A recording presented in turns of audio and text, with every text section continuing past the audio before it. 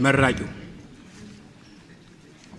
ሰላም በሰማይ ላይ እንዳለች ላም ታሪኳ እንጂ ወተቷ ባሊ ባይሞላም ሰላም ብያለሁ ሰላም። ልጆች ጆሮአችሁን ተሰጣችሁኝ እመርቃችኋለሁ። ያኔ በእኛ ጊዜ ሁሉ ነገር የተትረፈረፈ ስለነበር አንድ ዕቃ በገንዘቡ የገዛ ሸማች የሆነ ነገር በነፃ ይመረቅለት ነበር። ለምሳሌ ላም የገዛ ሰው ጥጃ ይመረቅለታል። ወንበር የገዛ ሰው ተቀማጭ ይመረቅለታል። ልጁን ከፍሎ ያስገረዘ አባት ራሱ በነፃ ይገረዛል። ዛሬ ግን ሁሉ ነገር ተመናምኖ አፍ ብቻ ስለተረፈ ባፌ ብቻ መርቃችኋለሁ። ልጆች ወልዳችሁ ሳሙ፣ አልፎ አልፎ ቃሙ። ምድሪቱ ብትሞላም ቅሉ ብዙ ተባዙ ፕላኔቶችን ሙሉ። አዎ ከብዙ ዓመታት በፊት እኔም እንደ ሰው ምሽት አግብቼ ወንድ ልጅ ወለድኩ። አልተመረቀልኝም። እልም ያለ ሰነፍ ሆነ። እኔ ታታሪ ነኝ። ነፍሷን ይማርና እናቱም በአንድ እጇ ሹራብ በሌላ እጇ ሹርባ የምትሰራ ባተሌ ነበረች። እንዲያውም ይህም ባተሌነቷን አይቶ መንደርተኛው ሁሉ እመቤት የሚለውን ስሟን ትቶ መስሪያ ቤት እያለ ይጠራት ነበር። ልጃችን ግን በማን እንደወጣ እንጃለቱ ትምህርት ቤት ከገባ ጊዜ ጀምሮ ወላጅ አምጣ ነው እሄዳለሁ፣ ወላጅ አምጣ ነው እሄዳለሁ፣ ወላጅ አምጣ ነው እሄዳለሁ። በኋላ መመላለሱ ሲታክተኝ እዚያው የሚማርበት ትምህርት ቤት ውስጥ በአትክልተኝነት ተቀጠሩ። ልጆቼ እያዳመጣችሁኝ ስለሆነ እንደሚከተለው መርቃችኋለሁ። ተባረኩ። ለነገሩ ድሃ ከሚባርካችሁ ሀብታም ይማርካችሁ። መዳፍ ለማንበብ ካልሆነ በቀር የሰው እጅ ከማየት ያድናችሁ። ትርፍ ልብስ ያላችሁ ለተቸገረ ስጡ። ትርፍ አንጀት ያላችሁ በኦፕራሲዮን አስወጡ። እናም እንደነገርኳችሁ ልጄ ብለው ብሰራው ትምህርት ስላልገባው ወደ ቤቱ ገብቶ ቁጭ አለ። ቁጭ የሚልበት በርጩማ እለት ከእለት እየጎደጎደ ሄዶ 3 እግር ያለው ድስት መሰለ። ኋላ ቢጨንቀኝ ቢጠበኝ ሊቀ መላኩ ልጄን ስራ ብታስገባልኝ ባለቀለሙን ጃንጥላ አውሳለሁ ብዬ ተሳልኩ። በአመቱ በኢትዮጵያ የቦክስ ፌዴሬሽን ውስጥ የሥራ ዕድል ተገኘለት። እሱ ግን መቼም የጠብም ሆነ የጥበብ ተሰጥኦ አልነበረውምና በዳኝነት የሥራ መደብ ካልሆነ በቀር በቦክሰኝነት አልመዘገብም ብሎ አንገራገረ። ያኔ ብልጭ ብሎብኝ የቆላ ከስራዬን ላጥ አድርጌ ሳበቃ እዚህ ተጎልተህ እኔ በነፃ ስለበድብህ ተምትኖር የቦክስ ፌዴሬሽን በደሞዝ ቢያስለበድብህ አይሻልም ልጄ ስላልኩት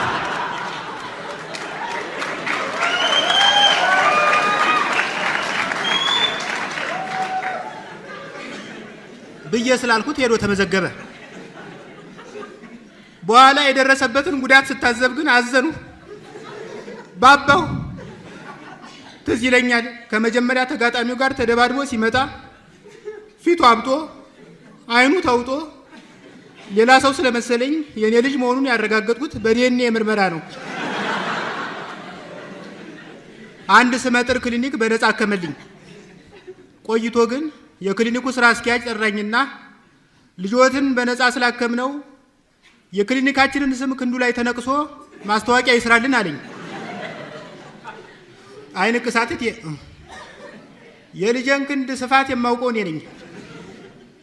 የልጄ ክንድ እንኳን ለንቅሳት ለክትባት አይመችም ብዬ ተከራከረ። እንደምታውቁት የቦክሰኛ ህይወት ችግር ነው፣ አሳር ነው፣ ከጓንት ወዳፍ ነው። ይህን የተረዳው ልጄ አትሌት መሆን አለብኝ ብሎ ወሰነ። እኔ ግን ተው ልጄ፣ ተቦክሰኝነት በቀጥታ ወደ አትሌትነት ዘሎ አይገባም። መጀመሪያ ቢያንስ የአትሌት ቦዲጋርድ ሆነ አመት አገልግል ብዬ መከርኩት። አልሰማኝም። ማራቶን መሮጥ አስቦ በልምምድ ላይ ሳለ ሳያስበው የሀገራችንን ድንበር አልፎ ሱዳን ገባ። ሱዳን መግባቱ ሲነገረው ሻንጣዬን ላኩልኝ ብሎ ደብዳቤ ሰደደ። ልጆቼ ጆሮአችሁን ስለሰጣችሁኝ እመርቃችኋለሁ። በጌታ ስም ባጋንንት የታሰሩትን አስፈቱ፣ በኔ ስም አካውንት ክፈቱ። ሴቶች ጤናችሁን ጠብቁ፣ እምብርታችሁን ደብቁ። ወንዶች መቅሰፍትን ፍሩ፣ ጭናችሁ መሃል ባለው ድጅኖ መቃብራችሁን አትቆፍሩ።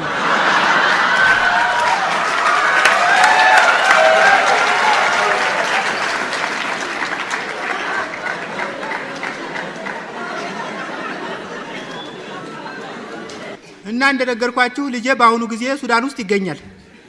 አገራችን ካላደገች በቀር አልመለስም ብሏል። እንደኔ አገራችን ያላደገችው በሀብቷ ስላልተጠቀምንበት ነው። በወንዞች ምን ተሰራ? ምንም። ድልድይ እንኳን አልተሰራም። በገጠር ወዲያ ማዶ ወንዝ ዳር የበቀለ ዛፍ ተገርስሶ ወዲ ማዶ ታልተጋደመ በቀር ድልድይ የለም። አዎ በገጠር ተጥንት ጀምሮ ወንዙ ብቻ ሳይሆን ድልድዩም የእግዚአብሔር ስራ ነው። ሌላው ይቅር በመብራት ጉዳይ ከሱዳን ማነስ አለብን። ልጄ በጻፈልኝ ደብዳቤ እንደገለጸው ሱዳን ውስጥ መብራት በፈረቃ ሆነ የሚባለው ሳሎን በርቶ ምኝታ ቤት ሲጠፋ ነው።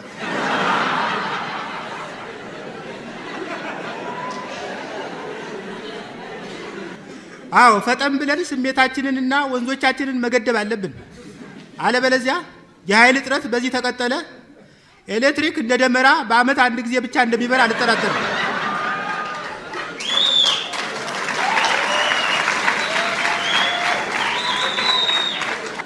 በአገራችን ብዙ ማዕድኖች ይገኛሉ። ተቆፍረው ከወጡት ብንጀምር እንኳ ወርቅ፣ መዳብ፣ የከበረ ድንጋይና የተከበረ አጥንትን መጥቀስ ይቻላል። የነዳጅ ነገር አለየለትም። አሁን ባለው ተጨባጭ ሁኔታ አናዳጅ እንጂ ነዳጅ በአገሪቱ የለም። ስለዚህ እንደኔ አማራጭ የኃይል ምንጭ መፈለግ አለብን። በቂ የሆነ የፀሐይ ብርሃን አለን። አረ እንስራበት ጎበዝ። እነ ጃፓን በፀሐይ ብርሃን ኃይል ወይም ሶላር ኢነርጂ ወፍጮ ይተክላሉ፣ ኢንዱስትሪ ያቆማሉ። በእኛ ሀገር ግን የፀሐይ ብርሃን ኃይል ወይም ሶላር ኢነርጂ የሚያገለግለው ብቅል ለማስጣት ብቻ ነው።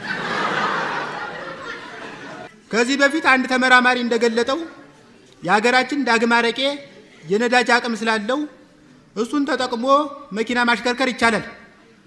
በእርግጥ ከሾፌሩ ተርፎ ለመኪናው የሚበቃ አረቄ በአገሪቱ እንደማይኖር አውቃለሁ። ብቻ እንዲያው ቢጨንቀኝ ነው። ይሄን ሐሳቤን ይዤ ከአንድም ሁለት ሶስቴ ኤፍኤም ብደውል ስልኩ ተያዘብኝ። በኋላ ጫማዬን እያስቀባው ለአንዱ ሊስትሮ በቃሌ ወጣሁለት። ስጨርስ አስተያየት አለህ ብዬ ጠየቅኩት። ቀና ብሎ አየኝና ጌታዬ ይሄ ያዝኩት እኮ የሊስትሮ ሳጥን እንጂ የአስተያየት መስጫ ሳጥን አይደለም አለኝ። እናንተ ግን በጥሞና ስላዳመጣችሁኝ እመርቃችኋለሁ። ፖለቲካችንን ያሳምረው፣ ስልጣንም ኤክስፓየር ዴት ይኖረው።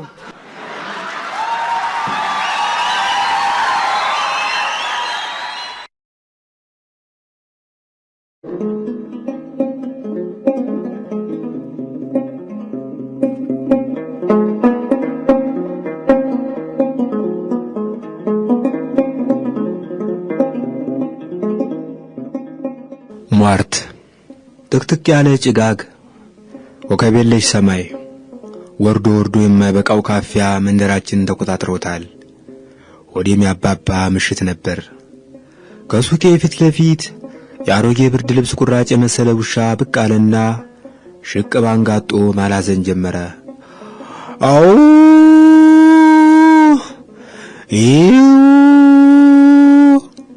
መልአከ ሞት ወደ መንደራችን ገብቷል ማለት ነው። ለዚህ አባባሌ ምስክር የምትሆነኝ የብዙ ጥበቦች ባለቤት የነበረችው አያቴ እማሆይ ጽዮን ሞገሳ ናት። ፈጣሪ ለውሾች የመልአከ ሞትን ዳና የሚለዩበት ደመ ነፍስ ሰጥቷቸዋል። ሰው ሊሞት ሲል አሸቅበው እያዩ ያላዝናሉ ብላኛለች። በመንደራችን የታመሙ ሰዎች ብዙ ናቸው። ጤነኞችን መቁጠር ይቀላል። ያም ሆኖ የጸናባቸውንና ከፍተኛ የመሞት ዕድል ያላቸውን መንደርተኞች ማስታወስ ነበረብኝ። በመጀመሪያ የንኩ መምህር የጋሽ ተክሌ ጎረቤት አትጠገብ ታወሰችኝ። ለብዙ ጊዜ ተዘግቶ የከረመ ማድ ቤት ከፍታ ስትገባ ነው መጋኛ አጣሞ የጣላት ይላሉ ጠያቂዎች። ስለ ደህንነቷ በጠየቅ ቁጥር በጎ መልስ የሚሰጠኝ የለም። እንደ ገዘራ ታጥፎ የሚሄዱ አረጋቶች ሳይቀሩ አይ የምትተርፍም አይደለች ብለው ያሟርቱባታል። መልአከ ሞት የሚወረውረው ድንጋይ አትጠገብን ቢስት የሚያርፈው አስታጥቄ መንገሻ ላይ ነው። አስታጥቄ ሰፈሩን ያቀና ወዛደር ሲሆን ከሚነዳቸው ወደ ለሃጆች አንዱ የኋሊት ረግጦት አልጋ ላይ ውሏል። ሞት እኒህን ሁለቱን ችላ ካለ እማሆይ የሾርቅን አይለቃቸውም። በእርግጥ ዘመንን ሰፍሮ ካከፋፈለው ካንድዬ በቀር የእማሆይን ዕድሜ ልክ የሚያውቀው የለም። በድዳቸው እንደሚበሉ መደብ ላይ እንደሚሸኑ ስለማውቅ በበኩሌ ከ98 ዝቅ የሚሉ አይመስለኝም። ለአዳም ልጆች ዕድሜ ለታደለበት ቀን ከማቱሳላ ለጥቀው የተሰለፉ እማሆይ የሾርቅ ናቸው ተብሎ በጉብላይቶች ሲቀልድም ሰምቻለሁ። ሞት እሳቸውን ተጠይፎ ከሄደስ አናጢው ደመላሽ ቀኑ ደርሷል ማለት ነው። ደመላሽ የድመት ነፍስ ይዞ የተፈጠረ ይመስል ሁለት ጊዜ ከጣራ ወድቆ አንድ ጊዜ ከጓደኛው ባመለጠ መዶሻ ተፈንክቶ ተርፏል። ሰሞኑን ግን ሰውነቱ ለይቶለታል። የአህያ ኪንታሮት፣ ጉበት፣ የሚጥል በሽታ እንዲሁም ብጫ ወባ እየተፈራረቁ ካልጋው ጋር ሰፍተውታል። ሞት ለሱ ግልግል ነው የማይል የለም። ጠጉራም ውሻ ተመልሶ ማላዘን ጀመረ፣ መበርገግ ጀመረው። ውሻው ወደ ሱቄ መቅረቡ ምን ማለት ነው? ይሄ ሟርተኛ ለምን አይተውኝም? በመንደሩ ውስጥ ያለ ብቸኛ ሱቅ ባለቤት ነኝ። ያለ ሸቀጦቼ የቅርብ ወዳጅም ሆነ ዘመድ የለኝም። ገበያ ግን ሞልቷል። እስከ ምሽቱ 4 ሰዓት እነግዳለሁ። 4 ሰዓት ላይ ሱቄ ይዘጋል። ዛሬ ግን ሱቄን በጊዜ ዘጋሁት። ፍራሽንም ዘርግቼ ጋደም ብዬ ብዙ አልቆየሁ። የሱቄ መስኮት ሲንኳኳ ሰማሁ። ደመቀ! የጋሽ ተክሌ ድምጽ ነው። ንክ ነው እየተባለ የሚታማ የ3ኛ ክፍል ሂሳብ መምህር ነው። ንክ የሆነበት ምክንያት በየሰው አፍ ይለያያል። የቁጥር ትምህርት አለመጠን በማጥናቱ አንጎሉን ተጥቅም ውጭ አደረገበት የሚሉ አሉ። በልጅነቱ አብዝቶ የጠጣው አብሾ ማሰላሰያውን አፈለሰበት የሚሉም አሉ። የሚወዳት ምሽቱንና ሴት ልጁን በመኪና አደጋ በአንድ ቀን ከተነጠቀ በኋላ ነካ ያድርገው ጀመር የሚል መላምትም ሰምቻለሁ። በበኩሌ በዚህ ጉዳይ ላይ የተረጋገጠ ማስረጃ የለኝም። የማውቀው ነገር ቢኖር ጋሽ ተክሌ ያለ ቅጥ ትንቧ እንደሚወድ፣ ብቻውን ማውራት መተከዝ እንደሚያበዛ፣ ከቆዳው ጋር አብሮት የተፈጠረ ይመስል ተቀይሮ የማያውቅ ቡናማ ጃኬት እንዳለው ነው። አረ ደመቀ! በጭጭታዬ ገፋሁበት። ተምተም ተምተም ዝም። ደመቀ!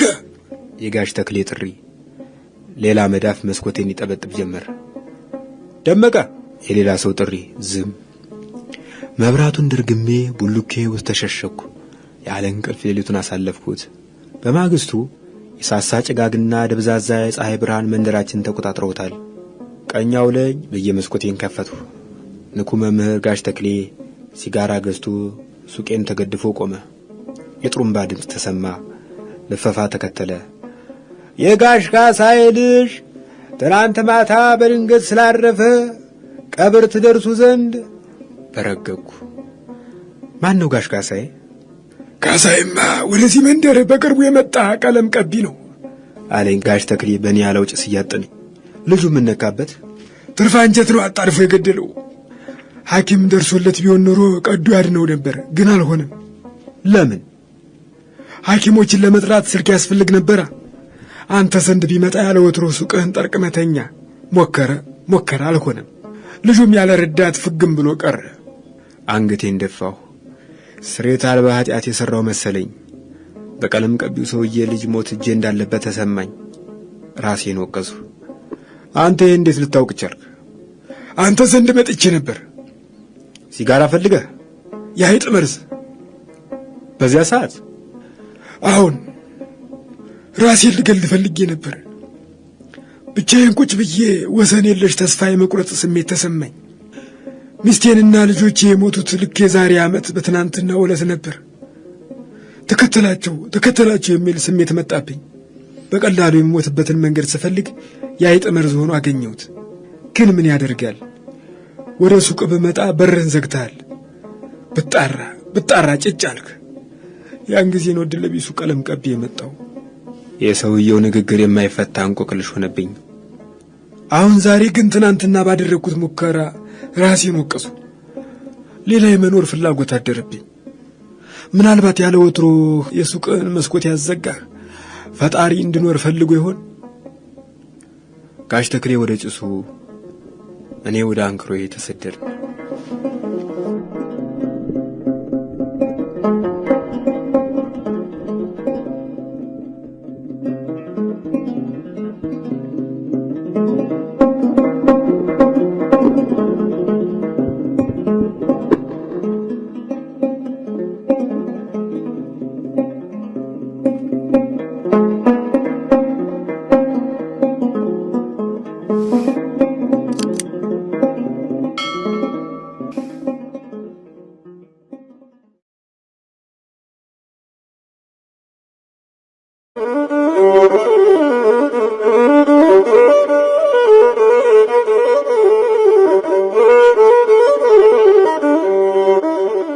ሰሌዳና ጠመኔ።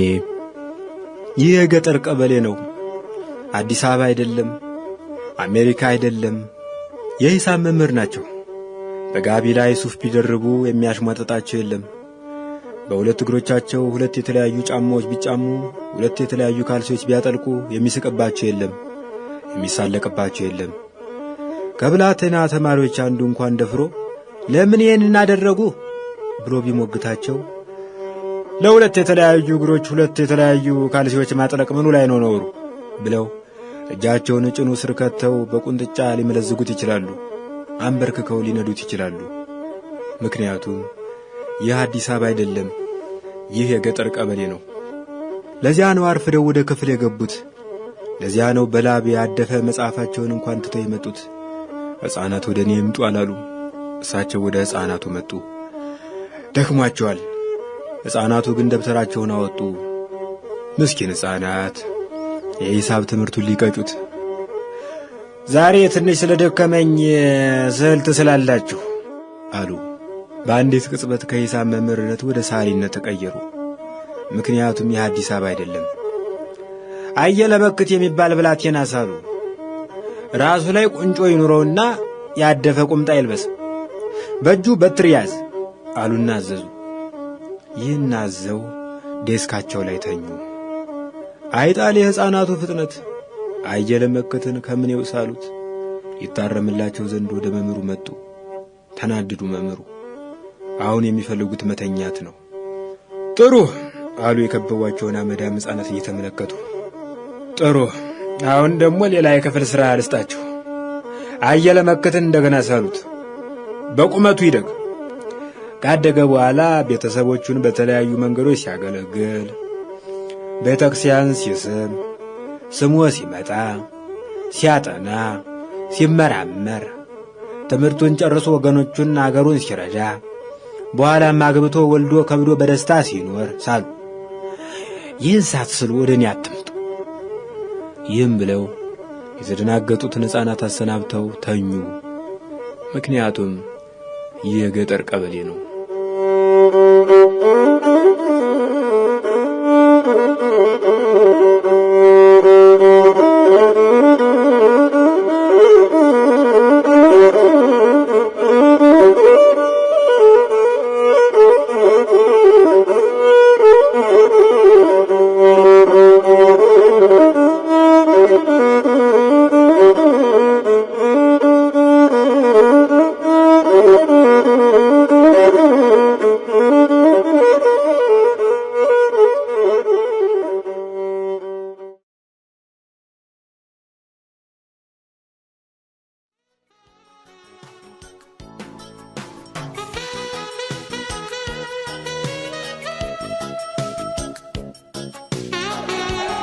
የተከበራችሁ አድማጮቻችን አሁን የምንገኘው በመስቀል አደባባይ ነው። ከፊት ለፊቴ አንድ በእድሜ ገፋ ያሉ ሰልፈኛ ይገኛሉ። ሰልፉን በተመለከተ አነጋግሬያቸዋለሁ። ተከታተሉት። ስሙም አልበል። ስሜን እንኳን ዝለለው። እሺ፣ እድሜዎትን ይነግሩኛል? እድሜንም ዝለለው። እሺ፣ እንግዲህ የምጠይቀው ስለ ሰልፉ ነው። ትናንት የገዢ ፓርቲው በጠራው ሰልፍ ላይ አይቾታለሁ። ዛሬ ደግሞ ተቃዋሚ ፓርቲዎች በጠሩ ሰልፍ ላይ ያጆት ነው። ይሄ ለምን እንደሆነ ሊነግሩኝ ይችላሉ? ጥሩ ጥያቄ ነው። በበኩሌ እኔ ከ66 ጀምሮ እንደተሰለፍኩ ነኝ። በ66 መሬት ላራሹ የሚል መፈክር አንግቤ ከተማሪዎች ጋር ተሰልፌ ነበር። በወቅቱ ተማሪዎች ወደ ፖሊሶች ወረወሩት ድንጋይ አይነ ስቤን ስላዋለቀኝ ዛሬ መርፌ መስል በአንድ አይነት ወስኜ እኖራለሁ። ቀጥዬ በ69 መኢሶንን በመደገፍ ተሰልፌያለሁ። ከዚያም መኢሶንን ተቃውሜ ልሰለፍ ችያለሁ። በበኩሌ ሰልፍ እስካለ ድረስ ከመሳተፍ ወደ ኋላ አልልም። ለምንድን ነው የሚሰለፉት? ምን ነካህ? እንዴት ያለ ጥያቄ ነው? ከመቀመጥ መቼም መሰለፍ ይሻላል። እጅህን እኮ በመፈክር ታፍታታለህ። በዚያ ላይ ሆታው ጭፈራው ሌላ ነው። ሰልፍ እኮ እንደ ጥምቀት ማለት ነው። ይሁን እንጂ ጥምቀት ከዓመት አንድ ጊዜ ብቻ ይመጣል። ሰልፍ ግን በሀገራችን በሽ ነው። በሰልፍ እንደነገርኩህ ሆበል ስል ጉብላሊቱ ሆበል እያለ ይቀበለኛል፣ እያጨበጨበ ይከተለኛል። እንዴ ቤቴ እንኳን እንዲህ ያለ ድል ገጥሞኝ አያውቅም። ልጆቼ ተረት ስነግራቸው አይሰሙኝም። ልክ ላወራላቸው ስጀምር አባባ ደክሞኛል ብለው ደብተራቸውን ይዘው ወደ መኝታቸው ይሄዳሉ። ለሰልፍ ግን ተማሪው፣ ዶክተሩ፣ ምሁሩ ምኑ አሆ በል ስል አሆ በል ይላል፣ እምቢ በል ስል እምቢ በል ይላል። እዚያ ማዶ ያሉት ይታዩሃል። እኔ ነኝ ከሽሮ ሜዳ እዚህ ድረስ እያካለብኩ እንደ በግ እየነዳሁ ያመጣኋቸው። በቃ ይሄ ነገር ደስ ይለኛል። ከዚህ ሌላ ከሰልፍ የሚገኘው ጥቅም ምንድነው ብለው ያስባሉ? ይህን እንግዲህ ሰዓሊዎችን ጠይቃቸው። ደነቀ የሚባል ሰዓሊ ጎረቤት አለኝ። አይ ፊደል አታጣሉ፣ አይ ፊደል አታጣሉ፣ አይ ፊደል አታጣሉ። ለመጣው ሰልፈኛ ሁሉ መፈክር የሚጽፈው እርሱ ነው። በፊደል 3 ብር ይከፈለዋል። ይውደም ይፋፋም ይለምልም እያለ ቤተሰቦቹን ያስተዳድራል። ይኸውልህ ለዘላለም የማይነጥፍ እንጀራ ይዟል። ሰልፍ መቼም የሚያቆመው በምጽአት ቀን ይመስለኛል። ያኔ በግራና በቀኝ እንሰለፍና ሁሉ ነገር ያከትማል። በሰላማዊ ሰልፍ የጀመረው ኑሯችን ያኔ በሰማያዊ ሰልፍ ይጠናቀቃል። በእርስዎ ግምት ሰልፍ የለወጠው ምንድን ነው? ሰልፍ የለወጠውማ የኔን መልክና የጎረቤቴን የደነቀውን ኑሮ ነው። ሌላ እንኳን አላውቅም። በዚህ ሰልፍ ላይ በብዛት የተሳተፉት በእርስዎ ግምት ተማሪዎች ናቸው ወይስ ሰራተኞች? ሁሉም አይደሉም፣ ልጆቼ ናቸው። ቃለ መጠየቁን ስለሰጡኝ በጣም አመሰግናለሁ። ዛሬ ካሜራ ባለመያዜ ለፎቶግራፍ ልቀጥሮት ነው። እንዴት ነው? ነገ ይመቸዎታል? አይመቸኝም። ለምን? ነገ የወረዳ 3 የአካል ጉዳተኞች ማህበር ያዘጋጀው ሰልፍ አለ። አንድ አይናቸውን ማየት የተሳናቸውን ሰዎች ወክዬ እዛ ላይ ስለመሳተፍ አይመቸኝም።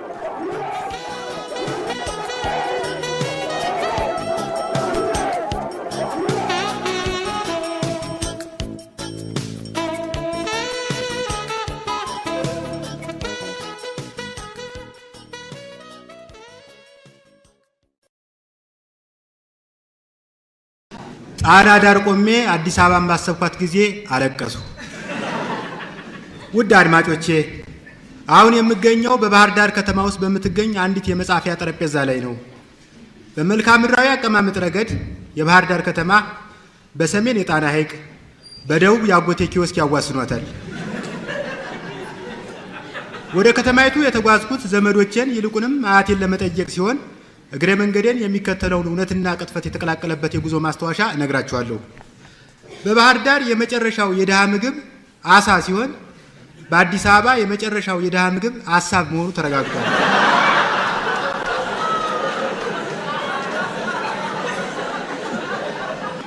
በተለይ አያቴ አሳን እጅግ አጥብቆ ከመውደዱ የተነሳ አሳ በሚጠፋበት ወቅት ጠቦት በግ ወደ ሐይቅ ይወረውርና በመረቡ መልሶ ያጠምዷል። ከዚያ አሳነህ ብያለሁ አሳነህ እያለ ያርደዋል።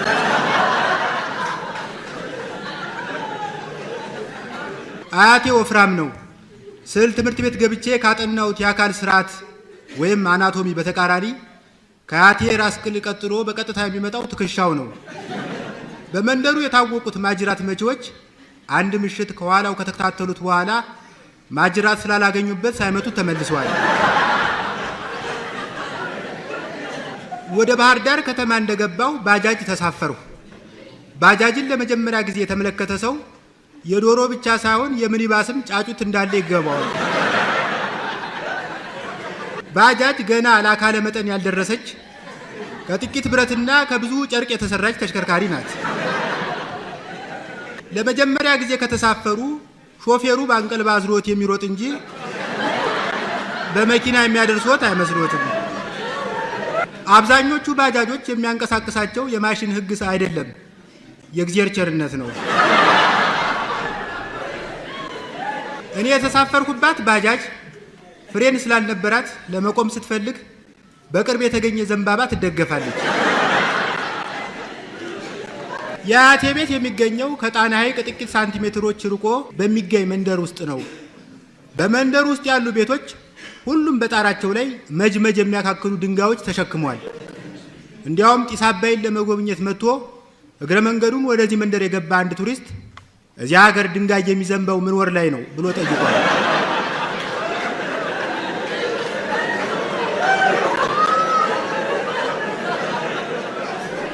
በእኔ አስተያየት አንዱን ቤት ከአንዱ ቤት ለመለየት የተሻለው መንገድ የቤት ቁጥር መሸምደድ ሳይሆን በጣራው ላይ የሰፈሩትን ድንጋዮች ቁጥር ማወቅ ነው። ባለ 7 ኮከብ ሆቴል እንደሚባለው ሁሉ ባለ 7 ኮረት ቤት የሚል ማዕረግ ያለው ቤት ነው። ወደ ከተማይቱ የመጣውበት ጊዜ ከአንድ አቤታዊ ክብረ በዓል ጋር ስለተገጣጠመ የክብረ በዓሉ መክፈቻ ላይ ፖሊስ ኦርኬስትራ ማርሽ እያሰማ መንገዱን በሰልፍ ሞልቶ ከፊቴ ከቻለ።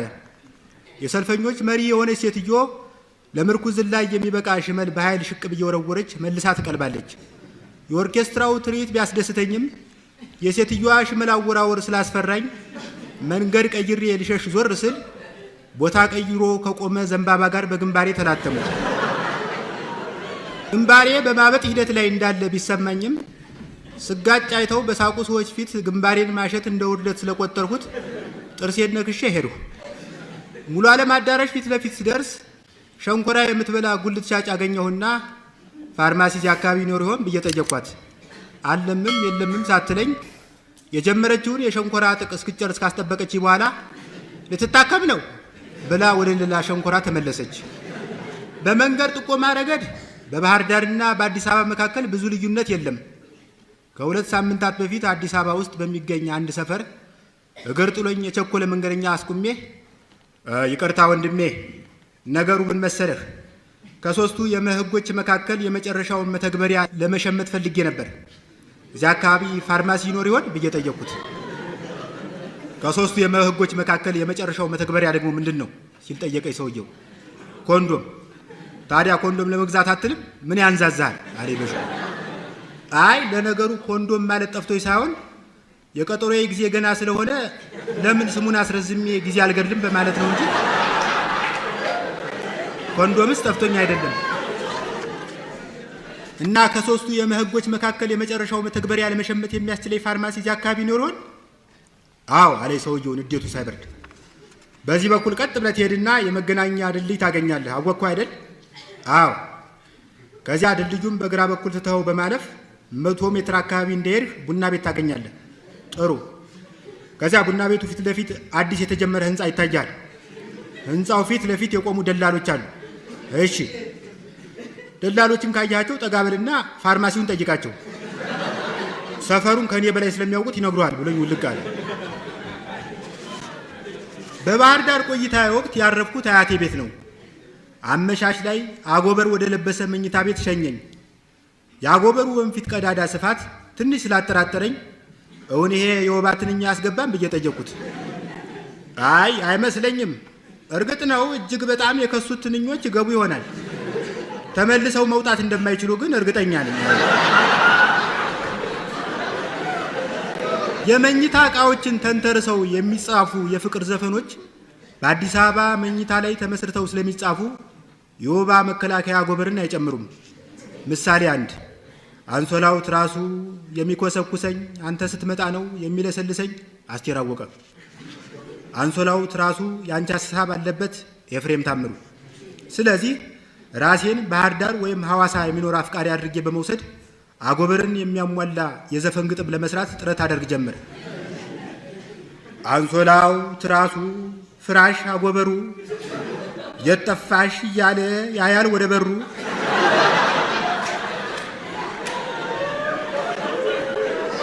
የማይመስል ነገር ነው።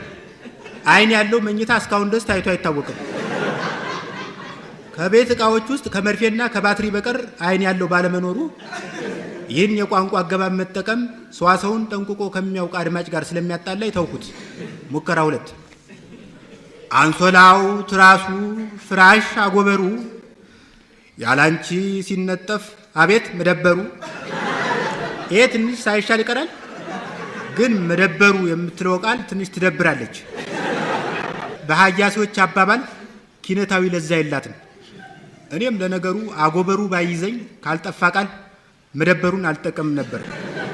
የመጨረሻ ሙከራ አንሶላው ትራሱ ፍራሽ አጎበሩ አፍነው ሲገድሉኝ እነማን ነበሩ?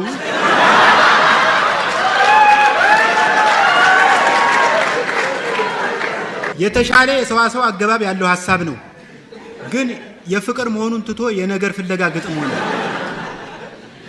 መጨረሻ ላይ ሁኔታውን ለአያቴ ሳጫውተው ወደ መጻፊያ ክፍሉ ገብቶ የሚከተለውን ሐሳብ በማስታወሻው ውስጥ ጨመረ። አጎበር የመኝታ ዕቃ ከትንኝ ብቻ ሳይሆን ከስንኝ የሚከላከል። የባህር ዳር ከተማ ወጣቶች HIV ኤድስን በተመለከተ ጥሩ ግንዛቤ አላቸው። የኪዮስክ ባለቤት ከሆነው ወጣት አጎቴ በቀር። ከወጣቱ አጎቴ ጋር በርዕሰ ጉዳዩ ላይ የተጫወትነው የሚከተለውን ይመስላል። ወሲብ ታደርጋለህ? አዎ፣ በሳምንት ቢያንስ ከ3 ሴቶች ጋር እወጣለሁ። በኮንዶም ትጠቀማለህ? እንዴታ፣ በሳምንት ቢያንስ 4 ፓኮ እሸጣለሁ። አመሰግናለሁ።